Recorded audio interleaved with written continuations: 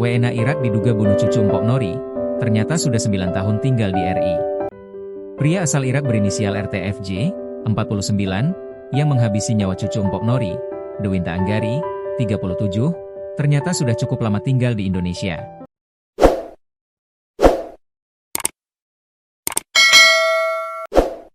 Pelaku diketahui merupakan mantan suami siri korban.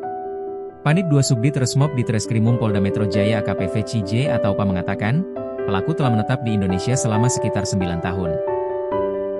Dia WNA, tapi sudah pindah ke Indonesia atau dia di Indonesia sudah sekitar 9 tahun menggunakan kitas dan kitab, kata Veci, Selasa, 24 Maret 2026. Veci menjelaskan, kepolisian telah menyurati Kedutaan Besar Irak dan bakal berkoordinasi dengan pihak imigrasi. Tentu, pasti kita koordinasikan dengan imigrasi dan juga kedutaan. Kedutaan sudah kami surati kemarin, ujar dia. Korban ditemukan tewas di rumah kontrakannya di kawasan Bambu Apus, Cipayung, Jakarta Timur, Sabtu, 21 Maret 2026, dini hari. Beberapa hari sebelum kejadian, hubungan pelaku dan korban sudah tidak harmonis. Mereka kerap terlibat pertengkaran yang dipicu rasa cemburu pelaku terhadap korban. Beberapa hari belakangan terjadi cekcok, sering ribut karena pelaku cemburu dengan korban yang diduga memiliki hubungan dengan laki-laki lain, kata Veci. Pada 20 Maret 2026, pelaku melihat korban sedang berjalan bersama pria lain saat menghadiri acara bazar Ramadan. Ketika itu pelaku sempat menghampiri dan mempertanyakan hubungan tersebut. Namun, pria yang bersama korban memilih untuk pergi.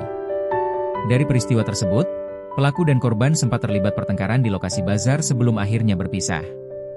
Sempat didatangi, ditanya, tapi si prianya pergi. Dia, pelaku, kemudian ributlah dengan korban. Setelah dari situ, pergi, berpisah mereka di bazar, ungkap Veci. Malam harinya, pelaku mendatangi kos korban. Pelaku pun mendapati korban berada di dalam kamar bersama pria yang sebelumnya ditemui di bazar. Pelaku dan korban kembali terlibat cekcok mulut. Korban pun mengusir pelaku dari rumah kontrakannya. Pelaku pun pulang ke kosnya. Di kosnya dia merenung, emosinya sudah tidak tertahan, dia kembali lagi ke kos korban, ujar Veci. Saat kembali ke kontrakan korban untuk kedua kalinya, pelaku sudah membekali diri dengan sebilah pisau yang dibawa dari indekosnya. Setibanya di lokasi, pelaku masuk ke dalam kamar dan kembali terlibat pertengkaran hebat dengan korban. Pelaku kemudian mulai melakukan kekerasan fisik termasuk mencekik leher korban. Korban disebut sempat melakukan perlawanan. Namun pelaku langsung mengambil pisau dan menganiaya korban hingga tewas. Di sana dia masuk, terjadi pertengkaran, pelaku sempat mencekik korban.